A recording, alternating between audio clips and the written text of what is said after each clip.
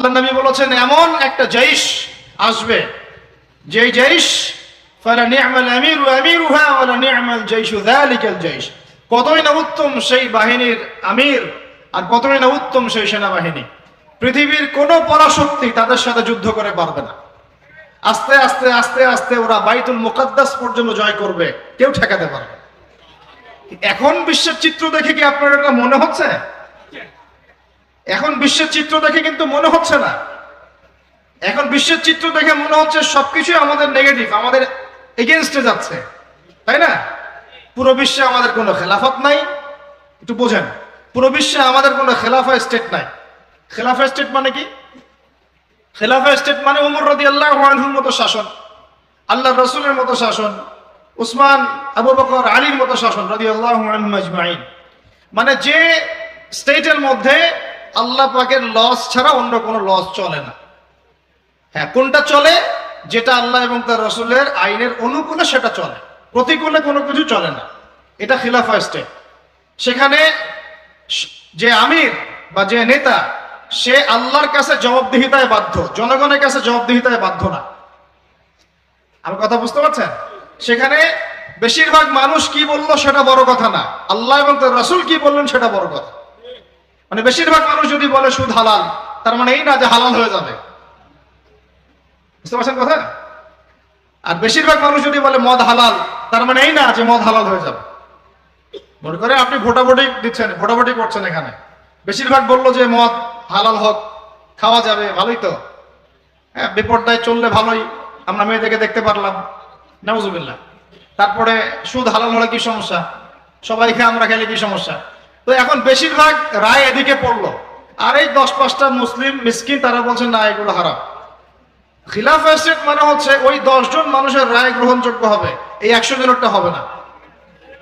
কথা বুঝতে পারছেন কি পারছেন না? একটু শোরগোল করেন না, একটু মনোযোগ দেন। এখন পুরো বিশ্বে কি এমন কোন স্টেট আছে আপনার? আছে? কোথায় আছে? আবুধাবিতে, কাতারে, কুয়েতে? এই মাশাআল্লাহ, একটা কথা বলেছেন। খোরাসান, এখানে ট্রাই করছে, কত বছর যুদ্ধ করলো? 20 বছর। আমরা দোয়া করি আল্লাহ পাক প্রত্যেক মুসলিম রাষ্ট্রের রাষ্ট্রপ্রধানদেরকে শক্তিশালী করুন এবং তাদেরকে ইসলাম বোঝার তৌফিক দান করুন। তাদেরকে আল্লাহ পাকের জমিনে আল্লাহর খলিফা হওয়ার তৌফিক দান করুন। দোয়া করতে কোনো সমস্যা? আল্লাহ পাক চাইলে আমাদের এই দেশটা এত উন্নত হবে, একদিন আমরা দেখবেন ইনশাআল্লাহ জাতিসংঘে ভেটো পাওয়ার দিব ইনশাআল্লাহ। যদিও এটা একটা কাল্পনিক স্বপ্নের মতোই, কিন্তু স্বপ্ন দেখতে দোষ আছে? তবে আমি নিশ্চিত, এটা আমি আমার কনফিডেন্স থেকে বলছি, ইমামুল মাহদি আসার সময় ইউনাইটেড নেশনস বলে কোনো নেশনস থাকবে না ইনশাআল্লাহ। ঈসা আলাইহিস সালাম যখন আসবেন তখন জাতিসংঘ বলে কোনো সংঘ থাকবে না ইনশাআল্লাহ। আপনাদের কি মনে হয় ঈসা আলাইহিস সালাম যখন আসবেন এসে জাতিসংঘে গিয়ে বলবেন আমার খেলাফা রাষ্ট্র কায়েমের অনুমোদন দেন? আপনার তাই মনে হয়? সে বলবে যে আমাকে ডলার দেন, ডলার দিয়ে কেনা বেচা করবো? হ্যাঁ, সে বলবে যে আপনার রেজুলেশন পাস করেন, আমি প্যালেস্টাইন থেকে, জেরুজালেম থেকে ইসলামী খেলাফত কায়েম করতে চাই, আমাকে সমর্থন দেন? তিনি কি এগুলো করতে যাবেন? আপনার মনে হয় তিনি এসে ওয়ার্ল্ড ব্যাংকে গিয়ে বলবেন আমাকে লোন দেন, IMF এ গিয়ে বলবেন আমাকে লোন দেন? তার মানে ওই সময় এগুলোর কোনো অস্তিত্বই থাকবে না ইনশাআল্লাহ। এটা বোঝাই যাচ্ছে থাকবে না ইনশাআল্লাহ।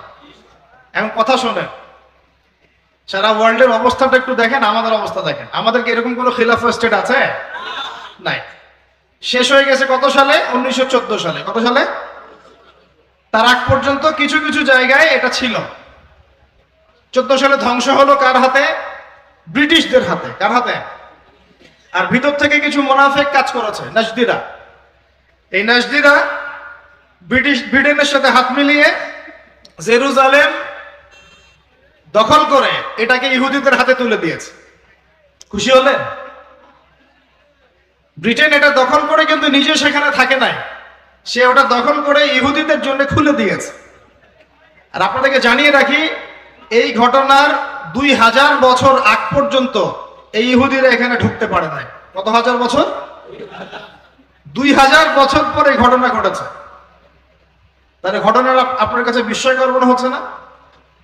2000 বছর পর এই ব্রিটেনের হাত ধরে তারা এখানে ঢুকেছে।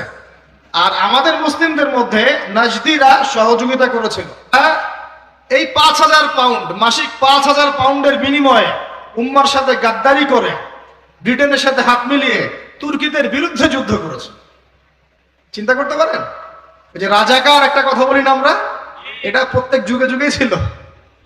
এই যে মীর জাফর একটা কথা বলি না, যুগে যুগেই ছিল। এই যে ঢুকলো ইহুদিরা আর জায়নিস্ট, আর বের হওয়ার নাম নাই। এটা 2023 সাল চলছে।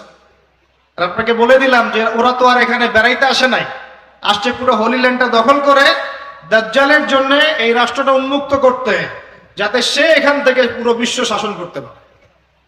এবার কি মিলাতে পারছেন কিছু? এবং এই বিগত প্রায় 100 বছরে হয়তো এমন কোন দিন নাই যেদিনে তারা কোনো ফিলিস্তিনি মুসলিমকে নির্যাতন করে নাই, বাড়িঘর থেকে উৎখাত করে নাই, জমি দখল করে নাই, বাচ্চাকে হত্যা করে নাই, মা বোনকে ধর্ষণ করে নাই। হয়তো এমন কোনো দিনই নাই। আর পরিসংখ্যান কি, এটা আপনারা গুগলে সার্চ করলে বের করতে পারবেন। জুলুমের পরিসংখ্যান কি আপনারা গুগল সার্চ করে বের করতে পারবেন। এই তো অক্টোবরের এই যে এই মাস ধরে চলছে, এই মাসেই তো অলরেডি 7 থেকে 8,000 মানুষকে তারা মেরে ফেলে নাই? চতুর্দিক থেকে মানুষ তামাশা দেখছে। মনে করেন এখানে আমরা বসবাস করছি, এদিকেও জায়গা নাই, এই যে বর্ডার বন্ধ, এটা মিশরের বর্ডার, এটা বন্ধ। ওইদিকে ইসরায়েল দখল করে রাখছে, ওইদিকেও যাওয়ার জায়গা নাই। আমরা এইটুকু জায়গায় থাকি, এইটুকু জায়গায় থাকে 22 লক্ষ মানুষ। কত লক্ষ ভাই? আর এখানে স্থল অভিযান চালানোর মতো সাহস ওই ইসরায়েলি সেনাবাহিনীর নাই। এই কারণে ওদের দেশ থেকে মিসাইল ছুটছে, আর এখানকার বিল্ডিং গুলো একটা একটা করে ধসে পড়ছে। আর একদিনেই 600 শিশু মরে শেষ। একটা মায়ের আর্তনাদ দেখলাম, বাচ্চাটা জন্মই নাই, মায়ের পেটের মধ্যেই শহীদ হয়ে গেছে। সুবহানাল্লাহ। এই ঘটনা নতুন না। আর এখন যদি এই জায়গায় এমন কোন আক্রমণ হয় আর আপনারা যদি অস্ত্র হাতে নিয়ে প্রতিহত করেন, তাহলে আপনারা কি সন্ত্রাসী হয়ে যাবেন? যে আপনাদের বিপক্ষে কথা বলবে সে কত বড় মুনাফিক, তাহলে আপনি চিন্তা করেন। যাদের এলেম কালাম নাই তারা না হয় বলে বুঝলাম, দাড়ি টুপিওয়ালা আলেম কেমন করে কথা বলতে পারে? একজন দাড়ি টুপিওয়ালা আলেম যার কাছে কোরআন সুন্নাহর জ্ঞান আছে, সে কিভাবে এর বিরোধিতা করতে পারে? এরপরেও আপনাদের চিন্তা বাকি আছে। ঈমানদার কারা, মুনাফিক কারা? আল্লাহ শুকরিয়া যে আল্লাহ পাক মাঝে মাঝে এমন কিছু ঘটনা ঘটান পৃথিবীতে, যার ফলশ্রুতিতে সত্য মিথ্যা একদম আলাদা হয়ে যায়। এদের কাছে ইসলাম শেখার দরকার নাই। বাংলাদেশে বহু বরেণ্য উলামায়ে কেরাম আছে, তাদের পদধ্বনি নেন, পায়ের ধুলা নিয়ে ইসলাম শেখেন। আমি একটা জিনিস লক্ষ্য করছি, বাংলাদেশে নির্দিষ্ট একটা ঘরানার মধ্যে এই ধরনের আলেমদের সংখ্যা বেশি। সব ঘরানায় না, একটা নির্দিষ্ট ঘরানার মধ্যে। কেন এই ঘরানার মধ্যে, এটাও চিন্তা করে বের করার চেষ্টা করলাম। কারণ ওই ঘরানার মানুষরা ভিতরে ভিতরে মাশাআল্লাহ একটা জিহাদি জজবা লালন করত।